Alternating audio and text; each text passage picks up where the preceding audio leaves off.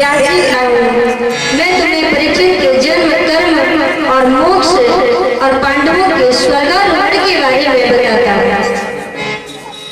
यदा हृदय कौरव संजाना वीरेशवतो वीरगतिं गतेषु भृगोदरावृत गदाभिमर्श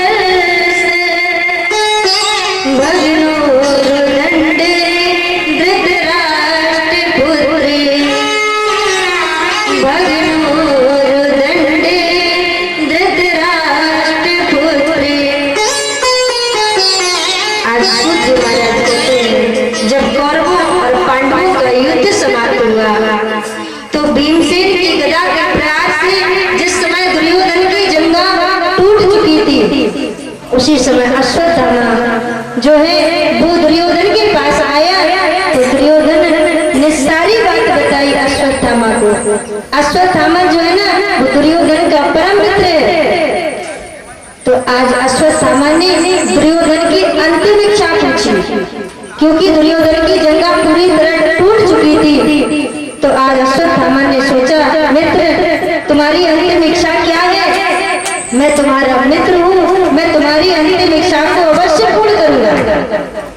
तो दुर्योधन ने कहा, मित्र तुम मेरी अंतिम इच्छा को पूर्ण करना चाहते हो? तो अश्वत्थामा ने कहा, हाँ मित्र, जे ना मित्र दुख होए भिखारी नहीं विलोकत पातक भारी।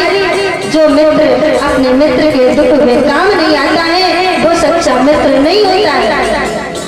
मित्र तो वो है जो अपने मित्र के दुख को बांटे, अपने मित्र के दुख को दूर करने का प्रयास करे, वही सच्चा मित्र होता है। अश्वत्थामा ने कहा, मैं तुम्हारी अंतिम इच्छा को अवश्य पूर्ण करूंगा। तुम बताओ तो सही, तुम्हारी अंतिम इच्छा क्या है? तो दुर्योधन ने कहा अश्वत्थामा से, मित्र मेरी अंतिम इच्छा ये है कि मैं पांडवों को मरा हुआ देखना चाहता हूँ। अगर तुम पूरा कर सकते हो तो मेरा ये काम कर दो। वैसे तो बुराई कर बुरा होगा, भलाई कर भला होगा। कोई देखे या ना देखे प्रभु तो देखता होगा। किसी का बुरा नहीं करना चाहिए। लेकिन दुर्योधन तो पापी है, वो कहता है मैं पांडवों को मरा हुआ देखना चाहता हूँ। तो अश्वत्थामा ने अपने स्वामी अपने मित्र दुर्योधन की बात को पूरा करने के लिए उसने रात्रि में कपट किया और उसने विचार किया कि मैं रात्रि के समय पांडवों के शिविर में ही धराशायी कर दूंगा। मैं पांडवों के शिविर में ही पांडवों को सोता हुआ मार दूंगा, तो मेरे मित्र की अंतिम इच्छा भी पूरी हो जाएगी। उसने रात के समय अश्वत्थामा ने पांडवों को मारने का निर्णय लिया। लेकिन बंधु, जिसे भगवान रखे उसका कोई क्या बिगाड़ सकता है? मारने वाला है भगवान, बचाने वाला है भगवान। बाल बाका होता उसका जिसका रक्षक दयालु है। भगवान से रखे उसका कोई बाल बाका भी नहीं कर सकता है। आज इधर भगवान तो अंतर्यामी है, सब जानते हैं। भगवान समझ गए कि अश्वत्थामा ने रात में पांडवों को मारने का विचार कर लिया है।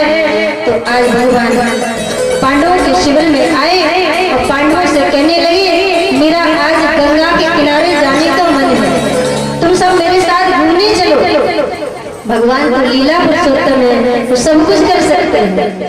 आज भगवान पांडवों को लेकर के गंगा किनारे गए और इधर भगवान जब गंगा किनारे चले गए पांडवों को लेकर, तो पांडवों के जो पुत्र थे वो बिल्कुल पांडवों के जैसे दिखते थे। वो आकर के पांडवों के शिविर में लेट गए। इधर अश्वत्थामा आया। अश्वत्थामा ने देखा कि पांचों पांडव सो रहे हैं निश्चिंत होकर के, क्योंकि कन्हैया इनकी रक्षा करता है। अश्वत्थामा विचार करता है, आज मुझे मौका मिला है, आज इन पांडवों को मैं सोता हुआ हमेशा के लिए छोड़ दूंगा, हमेशा के लिए ही सिखा दूंगा, ये सुबह जागेगी नहीं। आज अश्वत्थामा को नहीं पता था ये पांडवों के पुत्र आकर के शिविर में लेट गए। आज अश्वत्थामा ने ये द्रौपदी के पांचों पुत्रों को मार दिया और पांचों पुत्रों के सिरों को लेकर के कहा मित्र मैंने तुम्हारा काम कर दिया, मैंने पांचों पांडवों को मार दिया।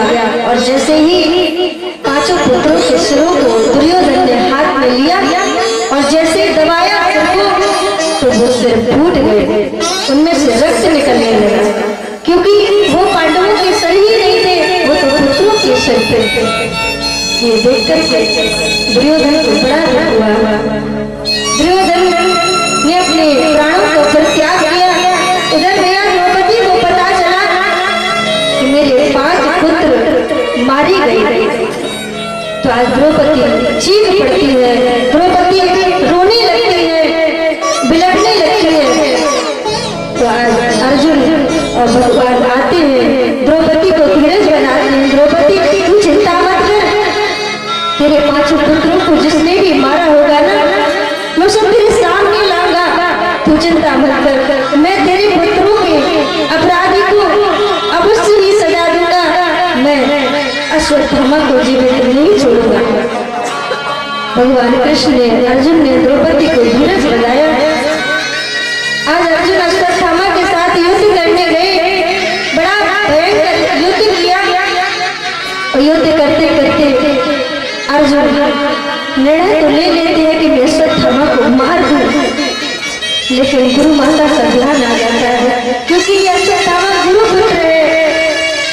आज अर्जुन विचार करते हैं मेरे 5 पुत्र तो चले गए, लेकिन अगर इसको मैंने मार दिया तो मेरी माता दुखी होगी, मेरी गुरु माता को बड़ा दुख होगा, मेरा दुख तो अब कम नहीं हो सकता क्योंकि मेरे पुत्र तो चले गए। अर्जुन मारने तो जा रहे हैं, मारना तो चाह रहे हैं, क्योंकि द्रौपदी को वचन दिया है, लेकिन मारने की हिम्मत नहीं हो रही है।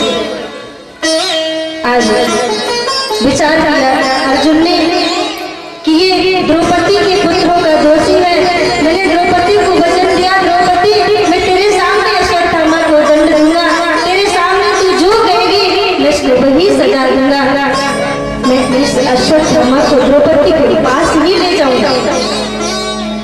अश्वत्थामा को अर्जुन द्रौपदी के समक्ष लाए और द्रौपदी ने जैसे ही ब्राह्मण को बना हुआ देखा, गुरुपुत्र को इस तरह बांध कर लाया जाना द्रौपदी से सहन नहीं हुआ। द्रौपदी रो करके कहने लगी अर्जुन इसे छोड़ दो, इसे छोड़ दो।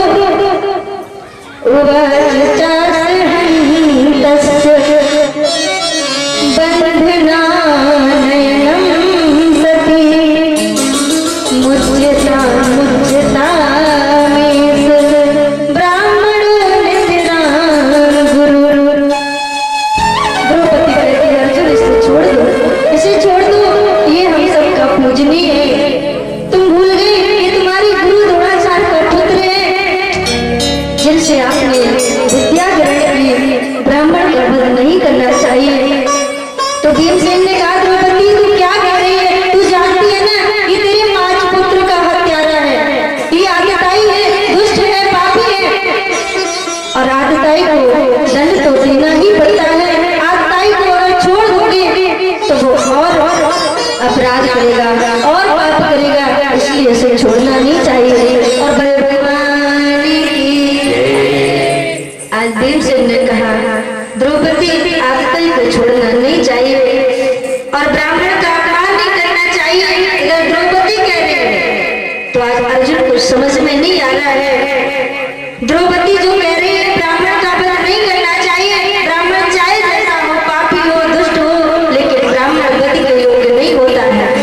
तो भगवान भी द्रौपदी की बात का मान न करके अर्जुन से कहते हैं अर्जुन ब्राह्मण को नहीं मानना चाहिए। और भीमसेन कहते हैं कि आदिताई को छोड़ना नहीं चाहिए, मनुस्मृति में लिखा है।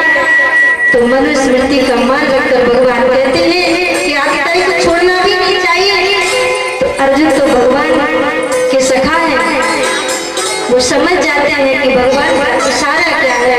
बोले ब्राह्मण का अपमान भी उसकी मृत्यु के बराबर होता है, इसलिए इसके मस्तक से मणि छीन लो और इसको धक्का मार करके अपने महल से बाहर निकाल दो।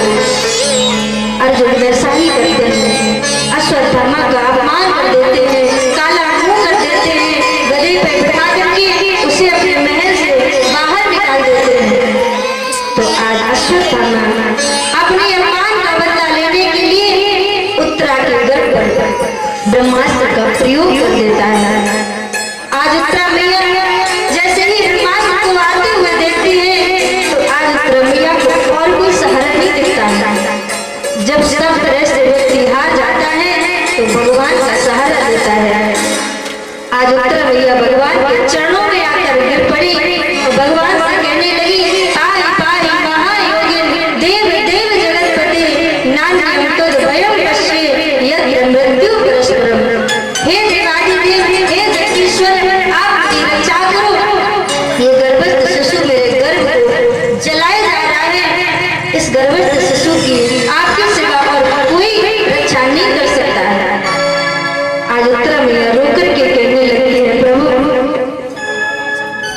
बसा मुझे दिल की भगवन संभालोगे क्या होगा, संभालोगे क्या होगा। मुझे दिल की भगवन संभालोगे क्या होगा,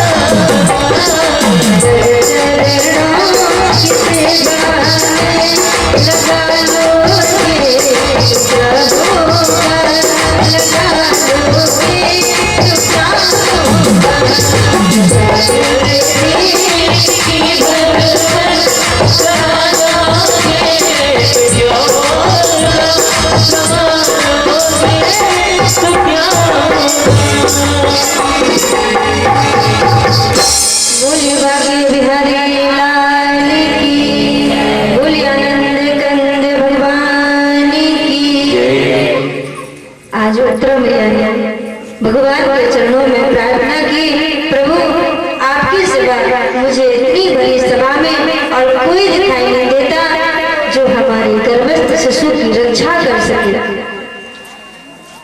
हमारा चाहे कुछ भी हो जाए, उत्तरा मैया कहती है मैं भले ही मर जाऊं लेकिन मेरे गर्भस्थ शिशु को कुछ नहीं होना चाहिए।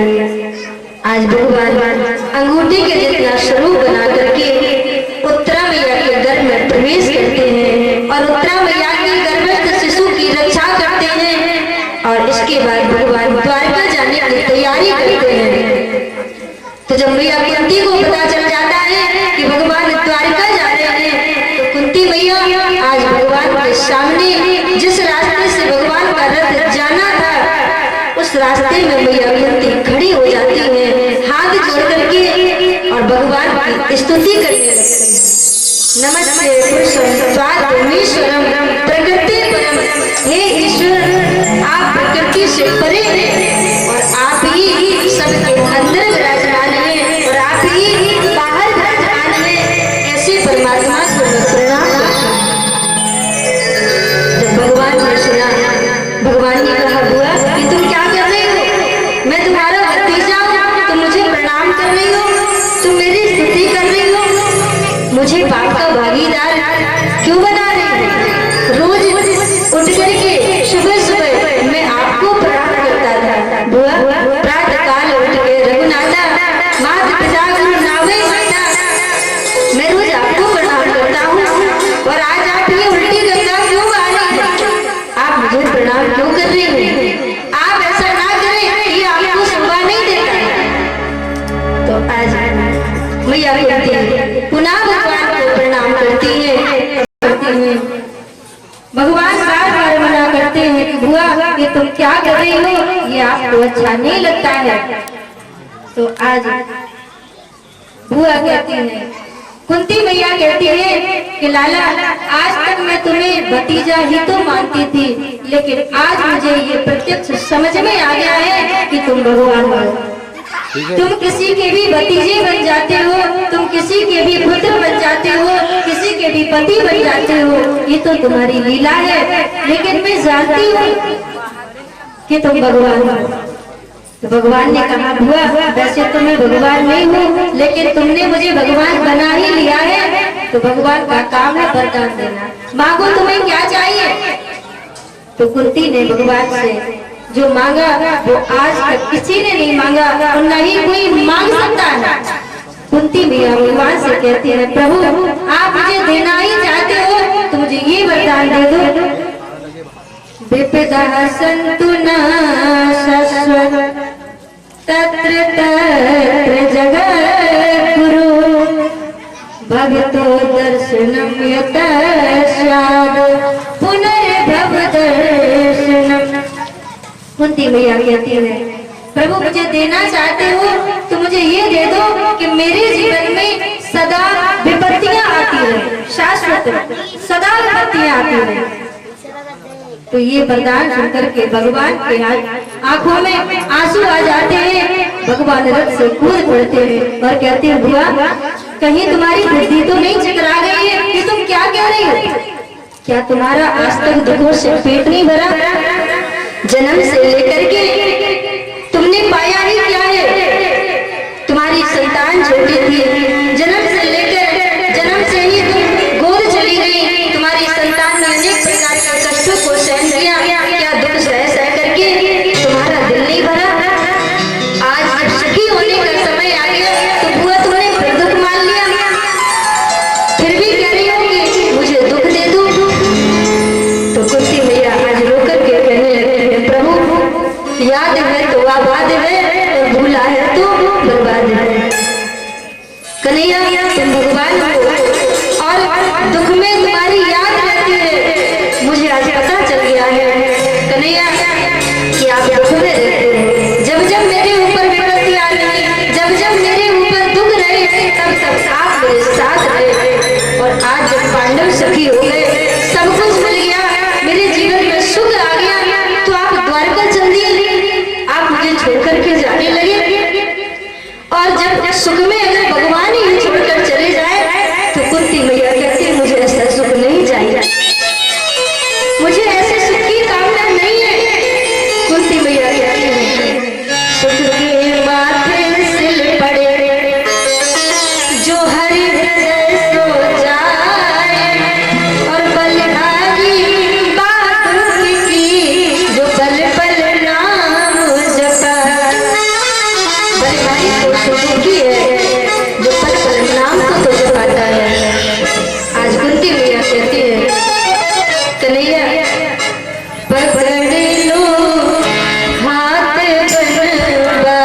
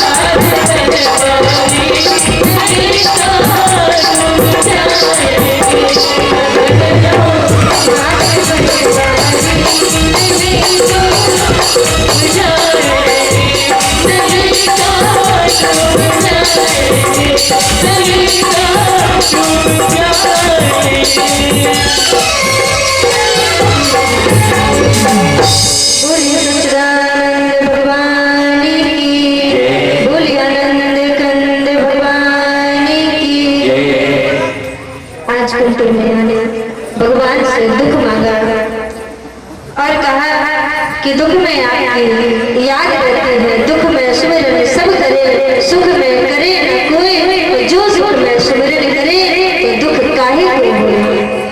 तो आज कुंती का भाव जान करके भगवान कुंती के महल में वापस आए तो सबको लगा कि भगवान मेरे लिए वापस आए, कुंती को लगता है मेरे लिए आए, सुभद्रा को लगता है भगवान मुझसे प्रेम करते हैं, मैं उनकी बहन हूँ तो मेरे लिए वापस आए।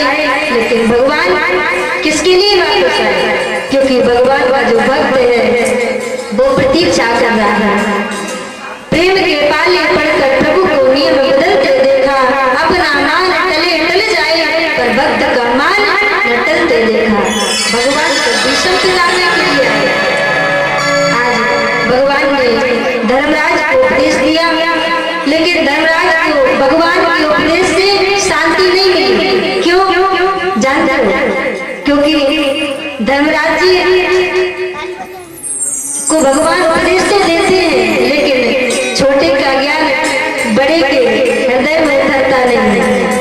तो आज भगवान ने सोचा कि पांडवों को किसी बुड्ढे के पास ले जाए, तो आज भगवान पांडवों को भीष्म पितामह के पास ले जाते हैं। भीष्म पितामह पांडवों को बड़ा सुंदर उपदेश देते हैं, दान धर्मान, राज धर्मान, मोक्ष धर्मान, विवाह स्त्री धर्मान, भगवत धर्मान, समाज सभ्यास और उसके बाद विषम पितामह धर्म अर्थ काम मोक्ष के बारे में वर्णन करते हैं, चार वर्णों के बारे में उपदेश देते हैं, भगवत धर्म का निरूपण करते हैं और उपदेश देकर के आज विषम पितामह अपनी बुद्धि को भगवान के चरणों में समर्पित कर देते हैं।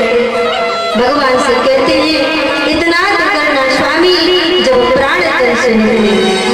आज भगवान को देखते देखते विषम पितामह ने उत्तरायण में माघ शुक्ल की एकादशी को अपने प्राणों का परित्याग किया भगवान के सामने और भगवान के धाम को प्राप्त किया। उत्तरायण क्या है?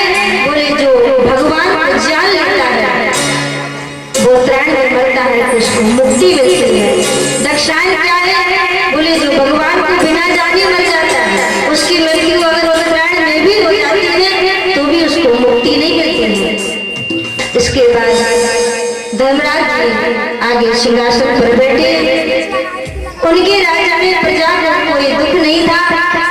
ऋषियों ने कहा सूत जी महाराज से कि आप तो बहुत आगे निकल गए, आप आगे की कथा सुनाने लगे, आप तो परीक्षित के